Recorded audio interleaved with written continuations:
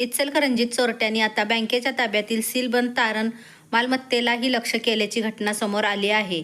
Seal आणि कुलूप तोडून अज्ञात चोरट्यांनी विविध साहित्य चोरून नेल्याप्रकरणी शिवाजीनगर पोलीस ठाण्यात गुन्हा दाखल करण्यात आला आहे. फिर्यादी हर्षल करडे हे अपना सहकारी बँकेमध्ये बँच अधिकारी म्हणून कार्यरत आहेत. त्यांच्या तक्रारीनुसार कबनूर येथील बँकेच्या ताब्यात असलेल्या सीलबंद तारण मालमत्तेतील 3 खोल्यांचे सील आणि कडी-कोंडा तोडून अज्ञात चोरट्यांनी प्रवेश केला.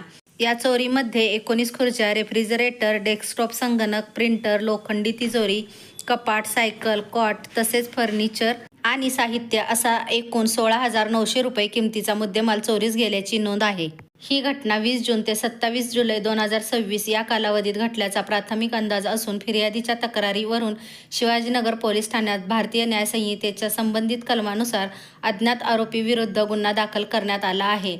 या प्रकरणाचा पुढील तपास सहाय्यक फौजदार चव्हाण करत असून चोरी करणाऱ्या आरोपींचा शोध सुरू आहे.